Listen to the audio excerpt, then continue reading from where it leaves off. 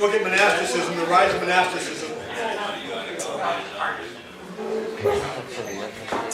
And just as we see a movement of Christians who are going to renounce society and live separate and begin to live an ascetic lifestyle. You know, there's certainly different reasons. I just mentioned a few here. I'm sure there's a lot more, but initially some of them were fleeing persecution. You know, the early monastics were probably the late 3rd century. Also fleeing worldliness, and that could be both in society and in the church. As we said, that as the church and state began to mingle with the acceptance of Christianity, and people began to convert because there was an advantage in being a Christian instead of true conversion. You know, or we would see in the barbarians in some cases where they had just mass conversions. You know, Fred, the leader of some barbaric tribe, gets converted, and the whole tribe gets converted. I mean, you say hallelujah. The problem with that is he's bringing people in who are in no way convinced of Christ as Lord. Right. And as a result of that, they're bringing in pagan ideas, the Christian mingling it. You know, when I was in Africa, you see some wild syncretic religions, you know, these mixes of different things. And you'd hear a guy talking, you say, well, that's really great, you know, just good, sound gospel stuff. And then they'd say some off-the-wall things that you can't even believe you'd ever put with the purity of Christ. Outrageous stuff. And so you get this mixing of things. And so in some cases there was worldliness in the church, worldliness in society. You know, we talk about the last stages of the Roman Empire, the depravity of it. You know, the circus, the Roman circus, the gladiatorial games, all that went on. The debauchery, the horrid lifestyles of people. And so, you know, Romans 1 talks about the Roman church, and that's early on. Not the Roman church, the Roman society, and that's early on. So, that's another reason, you know, people desire to live a simple life. It's one of those things when I came back from Africa, actually when I came back from Europe the first time I traveled there, they lived so much more simply than we did. Yeah. I told my wife, I said, listen, get rid of the washing machine, get rid of the dryer, and she panicked big time. And I'll keep my power to it. And she oh gosh, she was on the verge of a breakdown there. I was like, are you going to do the clothes then? You know, come on, and I was scrubbing by hand in Europe. And, no, so, but the idea of a simpler life, that it's not so crazy, it's not so hectic all the time. And there was a desire to have a life devoted to God. I mean, who doesn't have that? You know, who doesn't say, I wish I didn't have to work? I wish I was free just to serve God in the way that He leads me to do. And I would just, you know, that would be wonderful. And so that was a desire of people as well to do that. And some people, you know, they saw asceticism as something extraordinary, that's something that was beyond the pale, was going above and beyond for Jesus. Obviously, there's some corruption in that thinking, and perversion of those thinkings.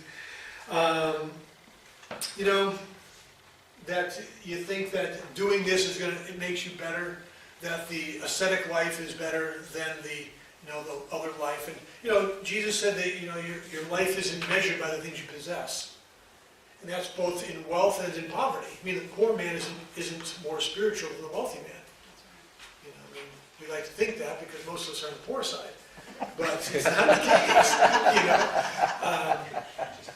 Spirituality isn't tied to your wealth. Anyway, but, so you see this movement begins, and certainly there's distortions of practice, and there's a spiritual pride that can result from it. There's, you know, this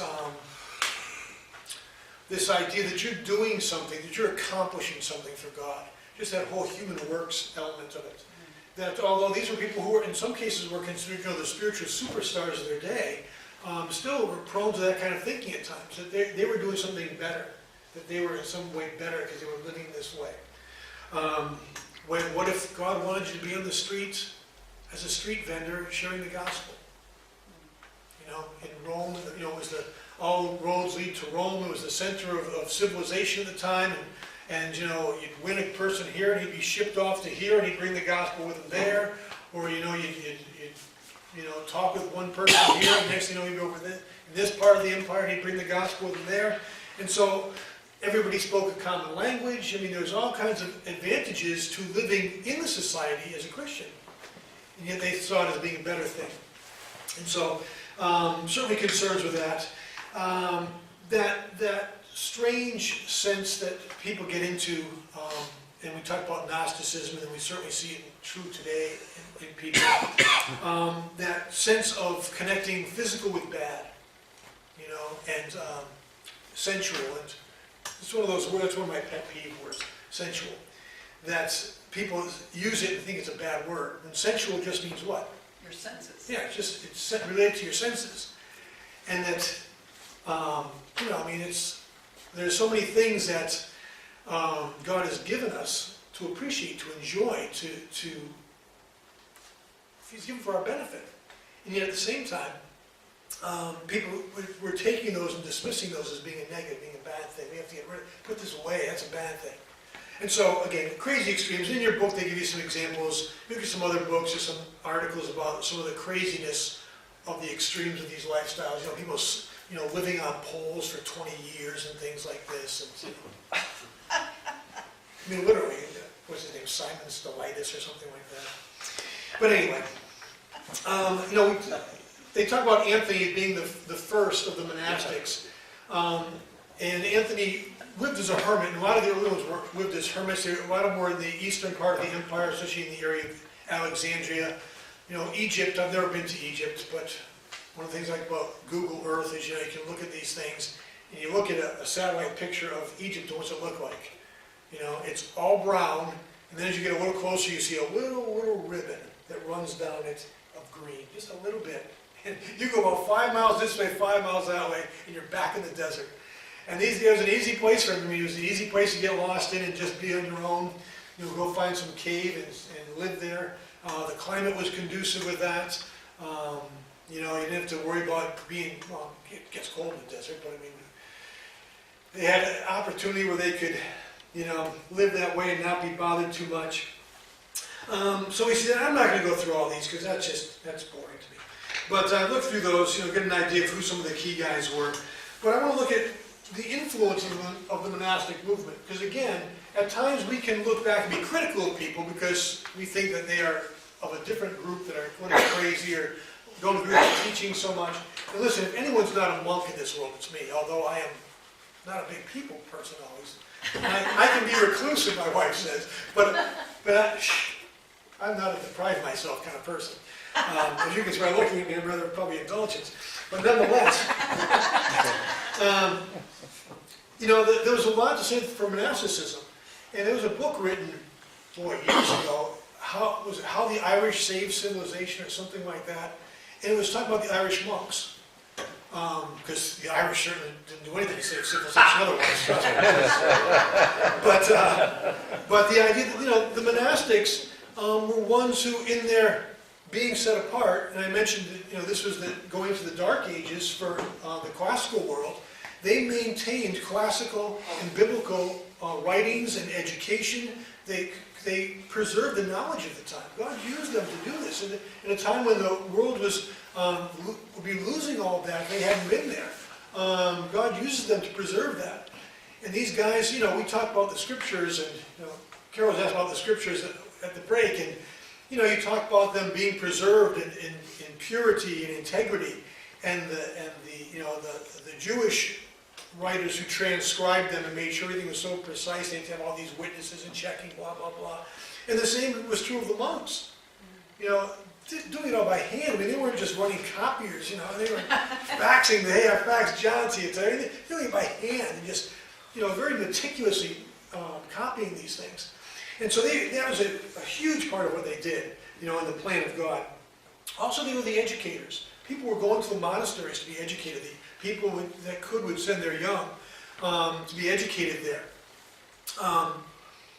They were a civilizing influence, I write about. The idea that, in a world that's kind of gone crazy to the Roman Empire, they brought civility. I mean, they were knowledgeable people. They were educated people. They were, although they might have been extreme in some ways in people's thinking, they're people who had it together somewhat. And so, civilizing the area around them. A thing that, I have to admit, when I was studying, I had forgotten all about this. And I got doing some reading and stuff like that. It was the improved farming methods and the livestock, breeding of livestock and raising them. I had forgotten all about that. One of the things they did was that they were used in that regard. They gained tremendous knowledge of farming and raising livestock, and that became really the means by which they would go forward in the modern world using their methods. And later on you'd see them in the rotating of crops and stuff like this. That would become very common. Evangelize the unconverted. As we'll be talking about at the very end, the idea of the barbarians encroaching on the empire, as the empire is starting to lose it, and all these people are coming in, what's going to happen to us? Oh me, oh my, what's next? And they're the ones who are reaching and preaching to the barbarians. And just that last section, when it talks about the different people going to different places, and we're talking about, the Irish, but, Patrick reaching the Irish, and, Boniface reaching the Germans, and this guy reaching these people, and they are used of God in that regard. They are people who, again, for some of the extremes, their zealousness in those extreme areas are also, which may be weaknesses in our eyes, is also a source of strength in other areas. And their zealousness to communicate the gospel and to preserve the knowledge of God and to share that with people. And then there's certainly some negative connotations. You can't talk about this, the good side of it, certainly. They certainly were responsible for creating some false impressions regarding spiritual classes. And we would see that in the development of the church in Rome as it was. But they added a whole other element to it. The Church of Rome would have the whole idea of first the priests, then as the churches got bigger, there would be more priests, and then they had a bishop overseeing the priests. And then, the bishop of this city became more important than that bishop, and that hierarchy grows. And with the monastics, they, as we said in the beginning, had placed that spiritual emphasis on their willingness to live this ascetic life. And that became a super Christian, if you will. That became this idea that although they were taking vows of humility and poverty, there was, in some cases, a tremendous amount of pride, because they were, again, proclaiming that this was such a superior way of living, and their life was so much better because of how they were living it. And again, not that you can't feel that way. I mean, to walk in truth, as you can say, I think I'm doing right. And Chet and I disagree about it. He always says you don't know. A humble person doesn't know when they're humble.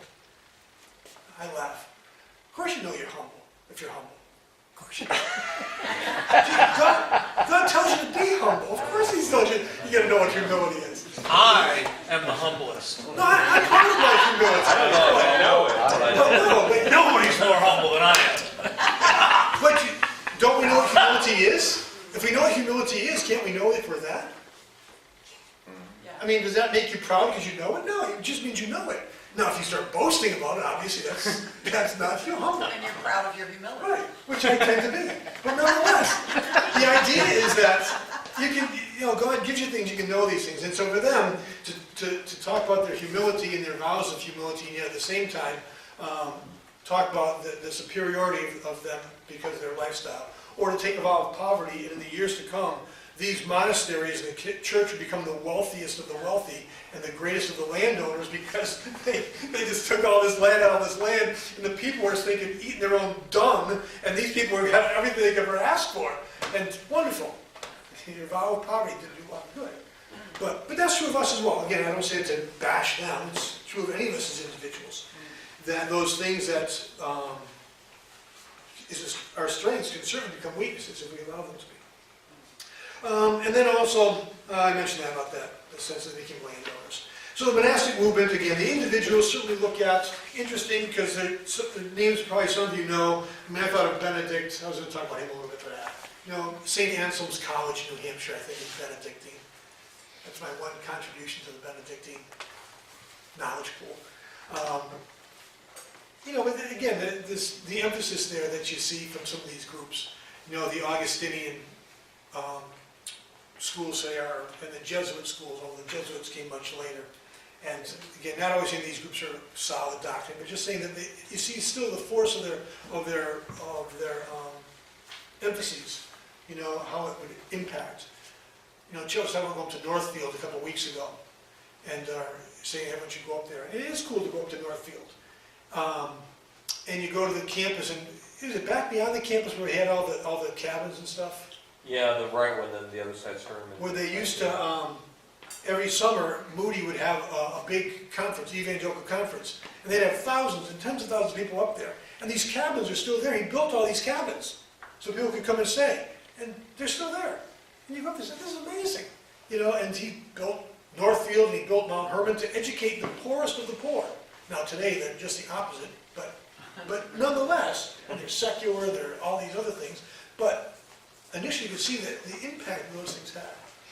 So those guys. Okay, now Augustine, chapter 13, Augustine, and I just wanted to spend a little time with him just because he is Augustine. And, one of the most influential thinkers, certainly of his time, but impacted the Catholic Church doctrine, impacted the leaders of the Reformation. Augustine was certainly without peer at his time, and as you look at some of his history, it's interesting, the Confessions of Augustine is his autobiography. It's a great read, if you ever get a chance to read it. And he talks about his conversion, and really powerful. He talks about the things he struggled with, and when you see him address some issues and how it's very personal for him, when he would address people about a person's ability to choose and sin nature and stuff like this. He was a guy who was educated, intelligent, very gifted, admired, and yet he couldn't find peace in the world. He chased after religions. He was a man of passion and pleasure. He had an illegitimate child from a mistress he lived with for years, and he dumped her for a young babe and all this stuff. And he was a guy just living life. So much of what we see today in people, or the stars of today, the Hollywood set or whatever, or the athletes of our time, just living these lives with unrestrained, just doing whatever they will. And that was him. And he followed, the teachings of Mahoney, this Manichaeism, because of certain articles that he thought were very appealing to him. He tried philosophy, and he's the one who says that, man has a hole in his heart that, I'm paraphrasing, that is there until Christ fills it. That sense there's a longing that's there until Christ comes into a person's life. It's always there no matter what you do. And so Augustine is really the man of the hour. And whereas Athanasius was against the world when it came to the doctrine of Arianism, Augustine in this time period, at the time when Rome is collapsing, the city of Rome has been sacked by the Vandals. The empire is about to collapse finally in 476. He's within this generation. And he is addressing two things. One is doctrine. He's writing all kinds of books on doctrine. He wants to address the human nature. He wants to address ideas of salvation. He wants to address anthropology. He wants to address the state of man. He wants to address all these different things because God has given this ability. He's given this mind. He's given this aptitude to know and to communicate. That's a great combination. Some people are really knowledgeable. They just can't communicate real well. And some people can communicate all they want. It's just they don't communicate a whole lot. They just talk a lot. And I apologize for being in that vein. But some people have it. When you come across a person like that, you know it. There's just some people you hear. I hear Ravi Zacharias, and I can listen to Ravi Zacharias all day, all night, weeks. I can listen to him forever. Just some people you listen to, they're just wrong. I can listen to him. So that's Augustine, though. He falls into that place in this time period. So he's a key guy. And his conversion comes about as he comes under the influence of Ambrose, the Bishop of Milan. And Ambrose is this combination. He's like Augustine could be if he were saved. And he sees this intelligent man who's tremendously eloquent and yet humble and able to come alongside people. And he begins to work with Augustine. And at some point in Augustine's life, he's in Rome, and everything is kind of, he's seeing the horrible society, the perversions and all things going on. And he hears a voice, and he says, take up and read, and he looks, and there's a Bible there.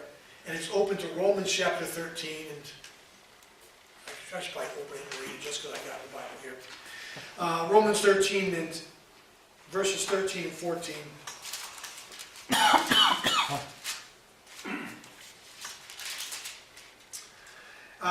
Let us behave properly, this is the New American, so it's not what he read, but let us behave properly in the day, not in carousing and drunkenness, not in sexual promiscuity and in sensuality, not in strife and jealousy. And this hits him right where he's at. This is a guy who's just been living in everything to satisfy himself physically, but nothing is doing it. Nothing will satisfy him intellectually, physically, whatever, spiritually. He says, but put on the Lord Jesus Christ and make no provision for the flesh in regards to its lusts. And he's struck to the heart of his being, and he's converted. And so Augustine now becomes this light of the age, where he's going to be a great communicator of truth. And one of the first things he addresses is what's called the Donatist controversy, in that during the Diocletian persecution, these clergy members, the leaders of churches, were being put to death, as we said earlier. And they were given an opportunity to recant their faith, and if they didn't, they were killed. And there were those who recanted. Those who burnt an offering to the Caesar, those who made that sacrifice, those who burnt their Bibles and all those things, they recanted. Well, toleration comes in, and now they're in a different place. And then legality comes in, and now they're in a place where they can be accepted back and carrying out the roles of clergy, administering the sacraments. And as they do that, there are people in the church that are outraged by that. Who are these people to administer the sacraments? They're defiled. They deny Christ. Who are they? My goodness, who are they to get up and ever talk one word about Christ? Speak one word about Christ, sorry. Who are they? And there's outrage among the Donatists, and Donatists was the leader of this movement. And so as a result of that, there's dissension in the church. And I mean, I think probably the best thing I can think of in a modern day would be, the communist persecutions or the Muslim persecutions going on today. That's probably issues in some of these places where people are saying, people denied the faith. Who are they? They can't do these things. The very sacrament they offer is polluted by them touching it. And so Augustine comes in and he speaks from a different vein. And he begins to speak about the idea of a sacrament to them. And he's saying the sacrament is given by God, not by the clergy. The sacrament is what it is because it's God-given, not because it's the man giving it to you. It's not the man who makes it special. And so he begins to speak in that regard. Then about forgiveness. And what's stirring and ironic about this is the fact that, think of Peter. Peter, who had the great confession of who Christ was also the great denier, correct? Yeah. And you love in the book of Acts when he preaches and calls them the deniers of Christ. The denier calling the Jews the deniers. Why? What had happened? Wasn't he a hypocrite? Wasn't he sullying the very name of Jesus? No, he'd been touched, he'd been changed. He was a new man. The Holy Spirit filled him. And so Augustine is counseling them to be wise here. That in people's weakness and their humanity they fail. And yet it doesn't mean there's not forgiveness for them. And so the Donatist controversy, he speaks up for those who had lapsed, that they could come back into service, and wins the day in that regard. Now certainly the people that held that view would never be swayed. But interesting, this controversy would go on for 100 years. The persecutions were far long gone. People were long since dead, and yet it continues. And again, the mindset of people. So he addressed that. Then one of the first controversies theologically he addresses is the idea of Pelagianism. And Pelagianism is one of those that deals with the anthropological aspects of theology, the nature of man. And this is what we talked about earlier. Does man have a sin nature? Is Adam's sin in any way related to you or me? And so Pelagius put forth the notion that is held today, certainly it's a humanistic idea, that man is born free, if you will. The only thing that Adam did was set a bad example for us. Adam blew it. So if I'm watching Adam walk, I don't want to walk the way he walks. But I'm free to choose. I'm free as I make decisions every day to obey God. And in obeying God, I'm able to come to a place of acceptance in God's eyes. And so Pelagius is communicating this idea that man is unaffected by sin in regards to it being imputed through Adam. And so Augustine is going to counter that, because his own personal experience, he wrestled with that whole idea of his will and the ability to choose right and always failing. And he used the example of as a youth, people would say to him all about all this sexual sin. He said the thing that haunted him the most was at 7 years old, he stole a peach from his neighbor's tree. And they said, of all the wicked things you did, that's what bothers you the most? He said, because I didn't need the peach. I didn't have to have the peach. I stole it because it was there, and I could. And that was such a haunting thing to him that he just sinned that easily for no apparent reason. And so his own personal experience causes him to challenge this idea, as well as the scriptures. He uses Romans 5, where it speaks about the fact that through one man, Adam, sin entered the whole world, and through sin, death. Separation from God takes place. And through one man, Jesus, righteousness. And so he would oppose the Pelagians. And then you would see, and actually today it's still an issue, because there are some, certainly, that would accuse people like ourselves of being semi-Pelagians. So that's always an interesting thing. The idea, and we won't go into it for the time, but are you able to choose God? I just throw that out there not to answer, just rhetorically. Are you able to choose God? Do you have any say in it? And this is where Reformed theology comes in. Reformed theology says that man has no say in the matter. And they would say that people like myself would be a semi-Pelagian, that the human will make some decision, there's some assent given by the human will, where the Reformed theologian would say, man isn't free to choose. He's predestined, he's elected by God. And so I thought that, just because it's not a little controversy when I speak, it's no fun at all.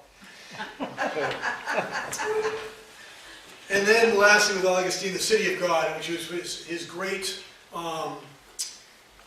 treatise on the philosophy of religion. And he's writing at a time when Rome is collapsing. I said that empire's on the way down. People have been bemoaning the fact. They're terrified of what's going to happen as a result. And he paints the picture in the City of God of two cities. The world is, for all it is, it's two cities. There's a worldly city that's temporary and passing away, and there's the City of God, which is eternal. And in it, he talks about the responsibility of man to both the City of God and the City of man. He talks about the role of the church and the state. And again, very influential in the time for the leaders of the Reformation, still today. He talks about things like just war and things like this. Incredibly profound thinker. And so we would all do well to read his writings again. We may not agree on everything he writes about. And yet at the same time, he writes to a world, a Christian world as well, that is fearful of what's to come. As reminding them of an eternal hope, that our confidence isn't in here. It's in Christ. Our home isn't Rome, our home is heaven. We're looking for the heavenly city. And so, as he addresses that heart of the people, and he talks about the government, because again, the division in the East and the West is that the West sees the church as having the responsibility to be the communicator and the light of the gospel, whereas the East is going to see the state in that light. The state is responsible for that. And so as he speaks in the City of God, he talks about the fact that the state has a place. And in Romans 13, Paul talks about that. He talks about the fact that the government has a responsibility. It's to preserve peace. It's for protection of the people. that good people can be at peace and that evil people would fear. That's the role of the government, the Bible says. And that's what Augustine would talk about. And yet it is a limited role. Don't we like that as conservatives? It's a limited role, limited government. But the idea being that, I shouldn't say we conservatives, I'm sorry. But the idea being that it had a place, but it was assigned a certain place. And that because of that, that the state was subordinate to the church and the church's laws. And not ecclesiastical law in that sense, or a Sharia law of the Muslims, but the idea being that the teachings of Christ were to have authority over all.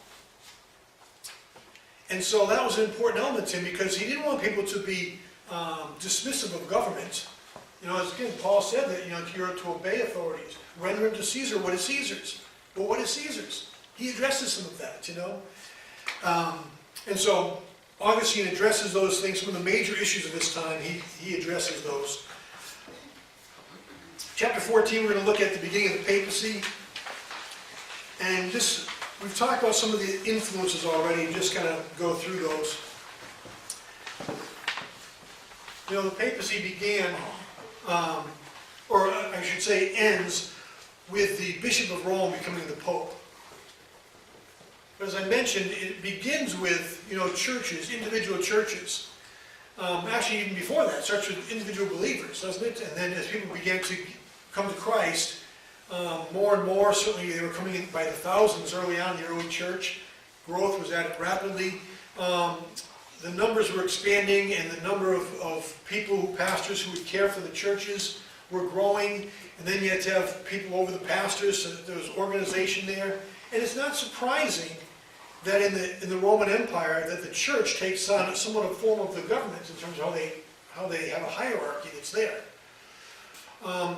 Certainly not the plan scripturally. People were meant to be in positions. That's one of the mistakes we make at times. Is Chet's position, is he important because he's a pastor? Or is he important because he's a person? Is he important because of both? Is he not important at all? And so, you look at the balance of that, whereas an individual, if we lose the sense that everybody is creating the image and likeness of God, if we don't think along those lines, we get these hierarchies very quickly. You look and you say that God has ordained offices in the church. And he's given gifts to people in the church. And the gifts are not meant to be superior one to another. They are meant to be equal in that regard. That we're not comparing gifts, they're all equal. And yet he's certainly put offices in the church and has put people in authority. That's clear scripturally. When he talks about those who are pastoring and teaching and those who will be elders, that's clear. But there's a hierarchy that is there. And yet it's the office that is of significance. And the person isn't more important because he's that, but it's the office that has value because God's ordained it. That God says that he has put teachers in place, or whatever the case may be. And so, addressing that idea that there would be a hierarchy that would develop in the church, and not always a healthy hierarchy. And then we see that as the different bishops come into power, they begin to be in contest with one another who had more power, who had authority over whom. And Rome certainly being the capital city initially, and the largest city, and having the most Christians, and then later on having the benefits because the emperor was there and he was lavishing the benefits on the church there. Those were natural things for Rome to grow in prestige. You also had the early church leaders talking about that Matthew 16 portion. The confession of Peter. And that, Peter was this founder of the Church of Rome. Peter and Paul, who were both martyred in Rome, they were the builders of the Church of Rome in essence, and that the ones who followed them were their successors apostolically. This sense that there was a continuing of orthodoxy through these guys. And because there were early church leaders that taught that notion, that was embraced. Certainly there was elements in the scriptures that they could base it on. And so that had its influence as well. And then you see in the Council of Nicaea in 325, they begin establishing these very specific churches, patriarchs, where the bishops of these are over all these huge areas now. And then we see Rome in the Constantinople Council. Rome is established as the preeminent bishop, with Constantinople's bishop following him. And we see church councils now dictating these hierarchies. And so as these things take place, the Bishop of Rome is gaining more and more influence. And then as the empire moves out, as the capital moves out to the east, something drastically happens. The political influence that would have challenged the Bishop of Rome and challenged the power and would have always balanced it is gone. And as these increasing threats come to the western part of the empire, who's there to lead the people? It's the Bishop of Rome. Who's there in times of adversity? People respond to that. And the bishops of Rome took their responsibilities in that regard very seriously. And we see them on several occasions stand up when they come to sack Rome in 410. The Bishop of Rome goes to meet them.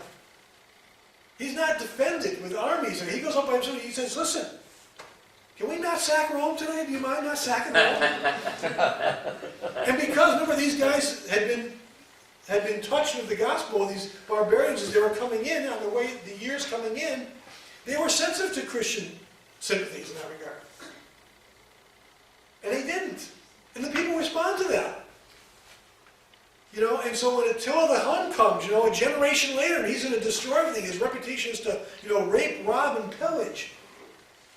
And Leo goes out there by himself and says to Attila, hey, do you mind not killing everybody tonight? And Attila says, all right, that's cool.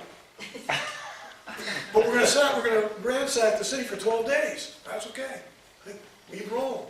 You can ransack what I want for 12 days. But the people look to him saying, listen, these guys are courageous. They're looking out for us. They're caring for us. When everybody else is left, the empire doesn't care anymore. The emperor doesn't care. It's the Bishop of Rome. And these guys take a responsibility to lead the people. They're dealing with the temporal problems. They're dealing with the spiritual issues. And so with that, they have an increased prestige in the people's eyes. And not just the common person, but certainly with the different bishops as well, because they realize what they're doing. And so they gain that. And then ultimately Leo is considered by most to be the first pope, the one who confronted Attila. And so when the Vandals come out a few years later to attack Rome, even the generals have deserted. Things are so bad that generals have left. There's no more standing armies, because all the armies by this time were all German anyway. They had hired mercenaries. They were all Germans. And Leo's got nothing, no military at all. And he goes to the Vandals, and he must be quite a guy, because he convinced them too. And so we just see this rise, and it's certainly you can see there's very obvious reasons for this happening. Diminished political influence, the prestige of the city, the church council saying these things that they are preeminent, and then the idea of apostolic succession gives them that sense of increased influence. And then Eastern Orthodoxy. Now, I think the book talks about it later, so I wasn't going to spend a lot of time on the Eastern Orthodoxy of chapter 15. But in 1054, the church splits, and really our time period only goes like 590, so I don't want to go too much into it. But the church splits in 1054, called the Great Schism. One of those words that you gotta like, schism. The Great Schism takes place over, by this time, what are really trivial things. What kind of bread they're using in their sacramental services. When is Easter being celebrated? How about Lent? There's issues, there's certainly other issues. There's issues that, Italy's being invaded by the Normans, and the emperor doesn't want to do anything to help them out and stuff like that. And so the Pope ultimately sends a delegation to meet with the emperor in Constantinople, with the patriarch, the head of the Eastern Church. And the emperor's good with it, and the patriarch refuses to meet with the delegation from Rome. And so what does any simple sane-minded, reasonable person do, he tries to import, no, he excommunicates the patriarch. The Pope says, I excommunicate you. And you know what that means? That means you're banished to hell, is what that means. And so the patriarch now responds with a similar excommunication for the Pope, and you've got two proud guys damning each other to hell, not a good thing. So all the trivial things, then some of the bigger things, and then just a lot of ego and attitude and centuries of frustration. And the real reality that these two churches have grown very distinct. One very Western influenced, one very Eastern influenced. Things would change dramatically over time. The Eastern church was influenced by the Greek philosophy. The Western church, although it had been a classical center, had shifted more from the Greek philosophical mind to the Roman practical mind. The Eastern mindset is considered, Eastern Orthodoxy, the book talks about, sees the major issue is the image of God and the image of God in man. That sin is more of an issue of us diminishing God's image and it being restored to our recreation, all those things are being restored. And thus their emphasis on icons and all these things, that which would help us to magnify and reflect the majesty of the image of God. Whereas it terms the relationship of God and his people in the Western church as being more of a legal one. The idea being that there is a debt owed and a debt paid, and one who's made good on that, and the relationship is rooted in that idea, that there's a give and take based on what has been done for another. And so very different ways of thinking, one very Eastern, one very Western. And so they don't see that way. If you ever try to talk to an Eastern, it can be Chinese, it can be Indian, different people, they don't think this, they don't reason the same way. And I don't know how to explain it real well. But they don't reason like we reason. Yeah, it's a circular reasoning. And so at times you want to beat your head against the wall because you're used to talking to people here, and you may not agree, but at least you can discuss it somewhat intelligently. At least my side's intelligent, I don't know about the other side. But the idea that you can discuss things, we're thinking kind of the same way.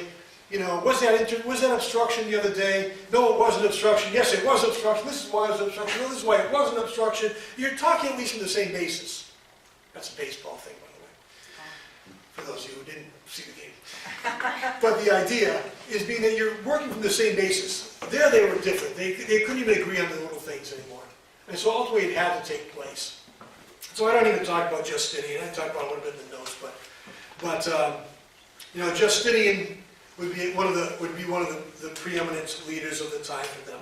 But again, I won't waste too much time with him. And he's significant in that he was trying to maintain, and he's in the 6th century, so I'm going back a little bit, but he's trying to maintain a distinct Roman civilization.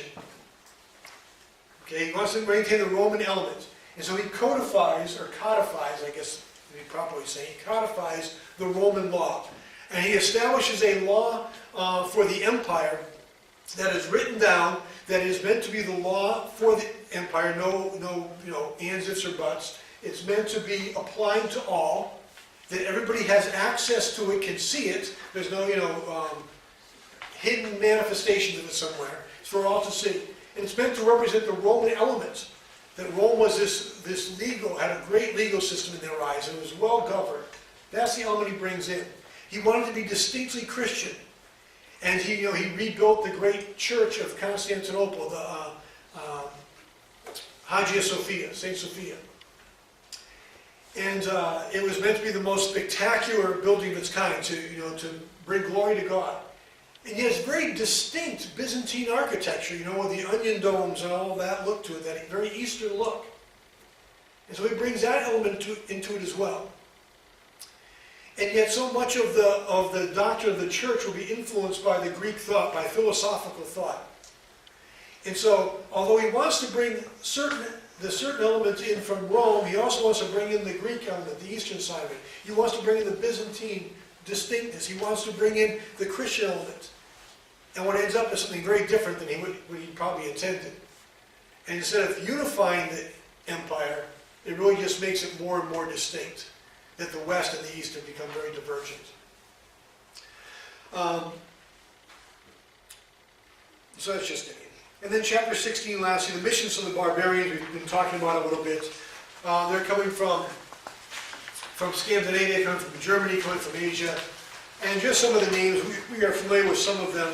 But we mentioned that, the Goths that would come in, the Germanic tribes. The Visigoths are the Western Goths, the Ostrogoths are the Eastern Goths. And they come in, and they are coming into Rome, but they have already been engaged by Rome as mercenaries. So they've been serving in the armies of Rome for a while as mercenaries. They have come under the influence of Christianity, albeit for the Goths, they came under the Arian influence. And so they came in with that, but again, they had a sympathy for the Christian perspective, because they would consider themselves Christians, although they were Arian in their view, their theology. So as they come in, they have already been prepared in that regards. So I was telling Jerry, it's interesting to think when Rome falls to the barbarians are probably more Christian than the people that were defending the empire. They had been evangelized and missionized and were in a newer state, less of a state of collapse and degradation. And so when it comes to them coming into place, they are in some ways more together than the people they're replacing. The Irish, in the far western part of the empire, the Irish who are as incorrigible as it comes, probably when it comes to religious matters. The story most people know about Patrick. He was from Britain. He was taken captive by Irish raiders and brought to Ireland and held there for years. And he escapes and goes back to England, gets converted, and then returns to Ireland to evangelize the Irish. And so he plays a great role there and establishes a monastery there. And that's the form the Irish church takes, a strong influence on monasticism. And those monks in those places wound up evangelizing, going back into England and evangelizing, going to Scotland and evangelizing. I think his name is Columbanus or Columba. He goes into Scotland and evangelizes them. They go into the European continent and will evangelize these Germanic tribes as well. And so the missionary movement to these different groups is very strong. And so at times we think that we're the high point of missions, and maybe in the numbers reached that's true, but not into going into approaching these unreached people. They were doing it, and they had all the zeal and vim and verve and vigor that you can imagine going to these places and confronting these people. And again, one of the advantages was this idea of a mass conversion. I don't know why that was such a prevalent thing then, but the tribal leader, if you got him, you got just about everybody. And interesting, when they go into what is today modern day France, the Franks, Clovis, who actually had a Christian wife, through certain circumstances and through her influence, and then through a similar situation like Constantine in battle, and he receives a sign that God is with him, and he receives Christ. His whole tribe converts, again, for better or for worse. But within a couple of generations, the Frankish people will be the ones that repel the Islamic invaders at the Battle of Tours. Chuck the Hammer, Charles Martel, is the guy that resists them and defeats them. And just a generation or two previously, they were barbarians. And so it's amazing just to see how God orchestrates in such a short time what would have, by the human eyes, oh my gosh, the Muslims are destroying everybody. And yet they come in and they're defeated by these Franks that have been recently converted. And yeah, we'll wrap it up there. Just again, realize that idea that the missionary movement was no little thing. And because of the time period it happened in, we only know little bits and pieces. So much of it is legend, the St. Patrick and the snakes and all this stuff. And, so much of it is legend, and yet the impact was phenomenal. And just to realize that despite everything that was happening socially in Rome, that you would think would be the end of all things, and yet God had raised up people, had led people into these areas to address these people, to go into these different fields that looked, formidable at best, and yet bore tremendous fruit as a result. And what could have been disaster in terms of, humanly speaking, looking at the paganism coming in and Islam as an approaching enemy, you'd see these barbarians who were converted become the pillars of the faith for generations to come. Okay, we'll wrap it up there then, and you see your questions for whatever you call it, a quiz, test, for insight into living, whatever the case may be. So there's 4 of them. Enjoy them. And again, next week you just want to read up through chapter 17 through 23, the Christian Middle Ages. And thanks for coming. Father, just thank you for your faithfulness. And God, just thank you as we see your hand throughout history. It gives us cause to be confident and to rest and trust in you, that you'll have your way. Thanks, God. And we be instruments that you use in the midst of that. Amen. Say hi to Alan. What do we do with the questions from last week?